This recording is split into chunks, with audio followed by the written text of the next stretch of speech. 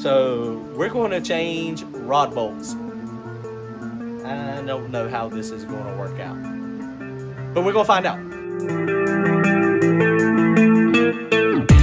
So welcome back to the channel. So I'm over here at Bryan's shop.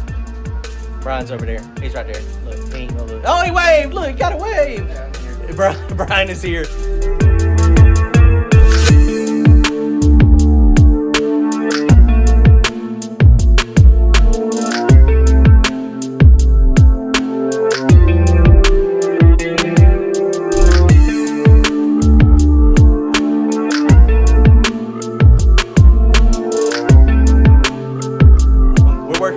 Thing. What I'm going to do today, I probably would not recommend it, but we've been having problems. We haven't been having problems, but if you watch racing videos, Steve Morris, they've been breaking L19 bolts. Like, he posted a video the other week. The freaking head, they resized the rod. They were checking round on it. It was sitting on the bench, and the freaking rod bolt broke. So guess what? Guess what rod bolts are in this one right here? You know which ones? Guess, Bryan.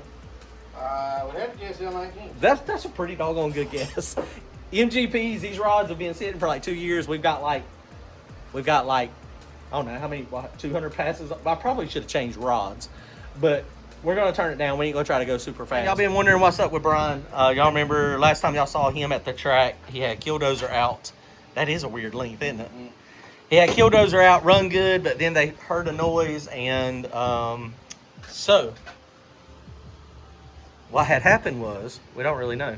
We think. I know what happened. We think, possibly. The little screw on the throttle backed out, and it went wide open about 9,700 for about 6 seconds. So if y'all remember, we were at Thunder Valley, and the screw come out on the throttle plate, and yeah, it over-revved. Those are 2000s too. Hopefully these have got the right sizes too. So it over-revved, and you can see what happened. We don't understand exactly how it was only one, but this thing's got obviously it's got a big stroke on it, right? So what's the stroke? 4.5? 4.750 stroke. So you can see this thing is really, when it goes max down, I guess, in the bore at the very bottom, I guess is when it gets the biggest angle, and that fits perfect. So you can see exactly what happened. I mean, the rod hit that. So if you think about it, at free rev to a high RPM, probably the piston was kind of wobbling in the bore. I mean, because obviously they're not super tight. But none of the other ones look like they hit. I mean, so, but he found this. This was in top of it was in the lifter valley. So we don't really understand how that got up there. But then he found out also, remember he did some horse trading with this block, traded his 5.3 stuff for this, but if you look down there in the block, there's a crack. So that's crack there.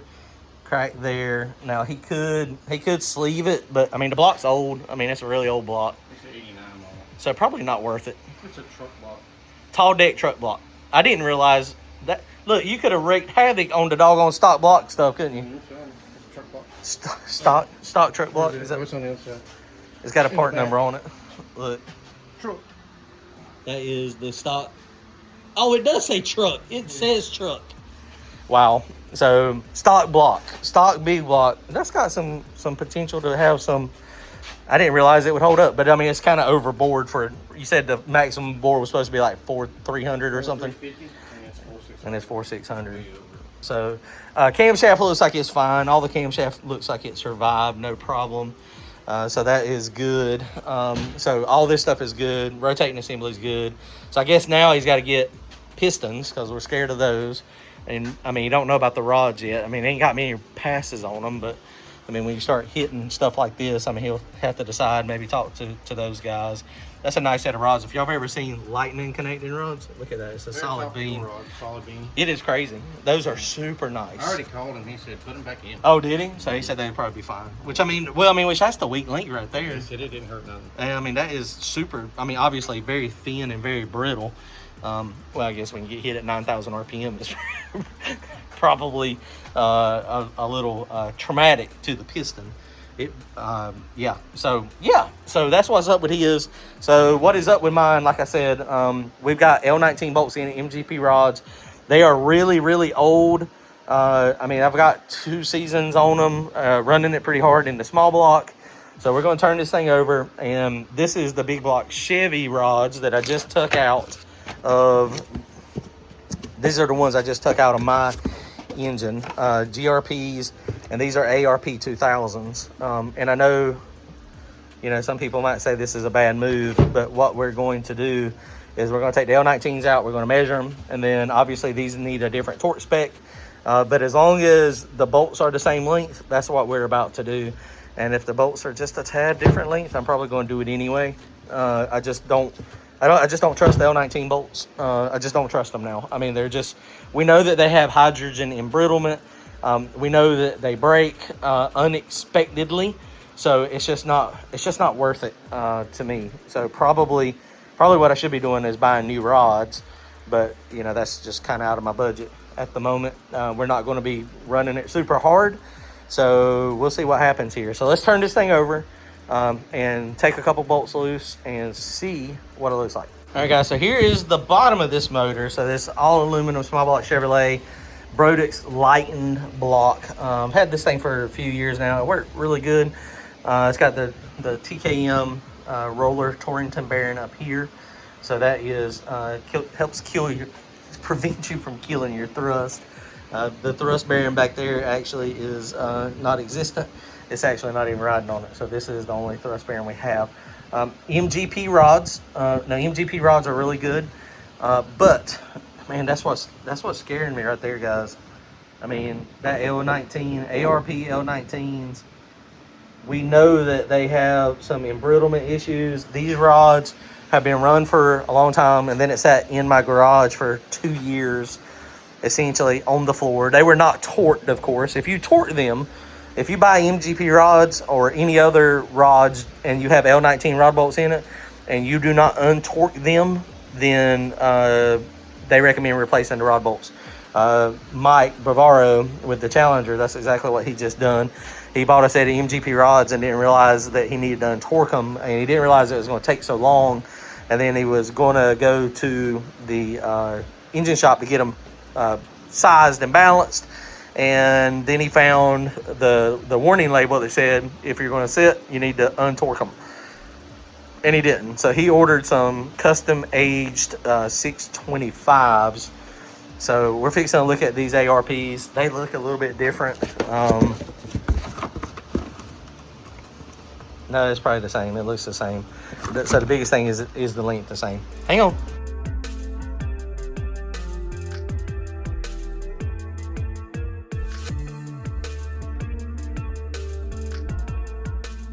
All right, guys. Well, we got it out. And let me show you the difference. So this is the difference between the A2000. That's the A2000. And then this is the L19. Now, I don't know if Bryan's got a gram scale or not, but it feels a little heavier, but obviously it's got a lot thicker shoulder on it. That's probably what it is. And then the threaded part goes down a little bit further. They are the exact same overall length. And then when I measure this up, like on how far it comes down, it goes right here. So it's not going to like bottom out or anything crazy. So we're going to swap them. So, what do you think?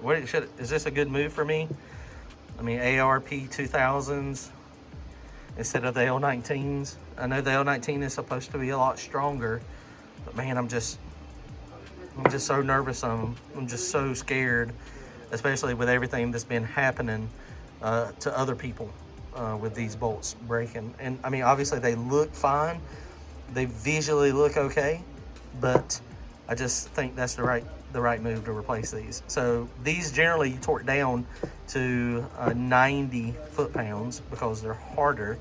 And so generally on these, like on the big block Chevrolets, you torque them to 75. And actually, I've got the build sheet here for these GRPs, and it tells you, what bolts do what, and it tells you, like this was 7/16, 12.75 foot-pounds. And it says small block and big block. So it's, I mean, that's the same rod bolts that they use. Now GRP is different, of course, but this is like their spec sheet on like the different rod bolt size.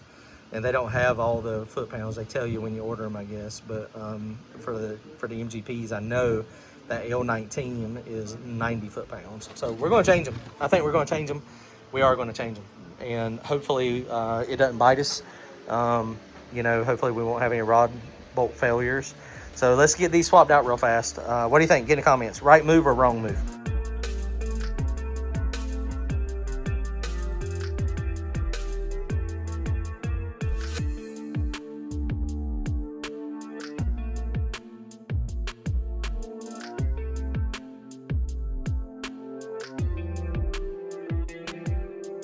All right, Brandon just over here doing some final torque measurements.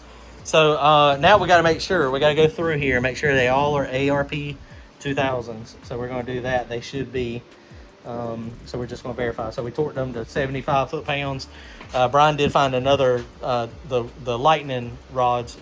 For the lightning rods, they say if you got L19s, you torque them to 95. And then 75 for the ARP 2000s. So that is what we did. So we're going to just verify, make sure I did not screw up. But now the L19s are in these spare rods, which actually, I've got rods for sale if you want some actual from my other set that we took out. Still got 3 or 4 of those, but actually these I probably need to go ahead and do too. If y'all want some souvenirs, we can sign them and send them to you if you want a table ornament. So go to turbojohnracing.com if you want to grab one of those. All right, guys, well, here she is. This is the OG car. So we're just looking at it. Brandon's fixing to look. I don't remember if there's a seat in there or not, Brandon. There's no seat in there. Steering wheel's in there. We got the rack on it the other day. So the front end stuff is over here, the old hood. So we're going to definitely put different.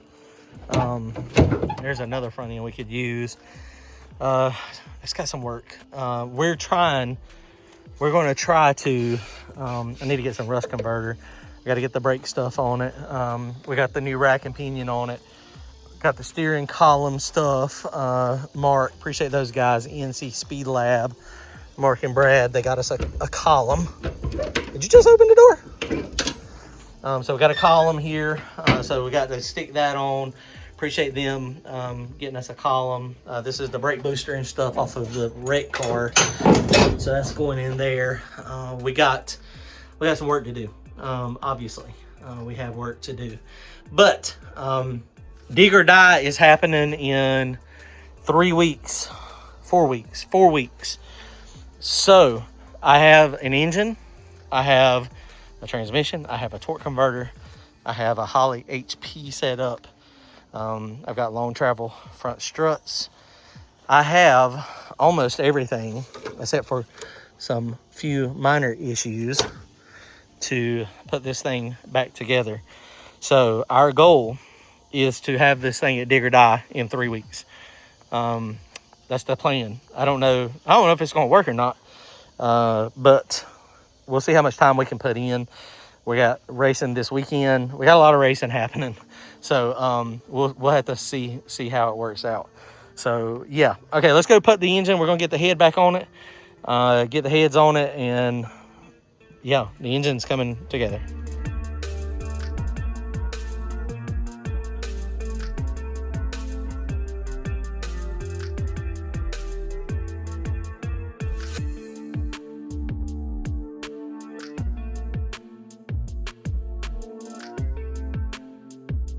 Well, the heads are on it. Yes, we are closer. It spins over free, nice and free, no resistance. Torqued these things down to 75 foot-pounds. I reused the gaskets. Used Holomar on the bottom. Now this is going to be water, so we'll put water on it. I don't remember if I ordered any intake gaskets or not, so I gotta get some intake gaskets. So all the lifters are in there. I don't even know what kind of lifters these are. I'll put BAMs in it next time. You know what's funny? These are 903 lifters. These are better lifters than what's in my big block as far as size-wise. This aluminum head was a lot lighter than the big block Chevy. So that is crazy in itself. So, all right, we got us a long block. So later on this week, I've got all my stuff over here. So there's my rockers. I got T&D rockers, There's my intake. We got that. The oil pan is over there on the floor. Got valve covers. We got everything to have a complete engine here. Now there is one thing that is kind of concerning. What is that rear main seal for? Is that one of yours or is that? It's laying up here with your stuff. Okay. I guess we need to look and see if I got a rear main seal in mine. I don't remember taking. I didn't take the crankshaft out. I did not. I don't remember if I took the cap off of the back or not. I don't think I did. I may have. That may is that the. Well, I guess I need to look and see if that's even a small block Chevrolet part number. P2900. I guess I need to look it up and see. P2900. I mean, it's definitely some type of two-piece seal. It's either for a big block or a small block or something else. I don't think I took my cap off. But I just saw that a minute ago. So, T&D rockers, love these things. I got these things used. They're off an old NASCAR engine. So, yeah, so appreciate Brandon and Bryan helping out, hanging out and getting this thing together. What do y'all think? Think we're going to be able to make it?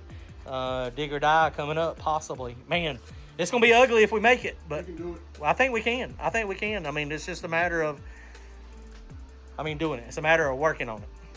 It's what it is. We got to put it into time. It ain't going to get done itself. All right, guys. Comment, like, and subscribe. See ya.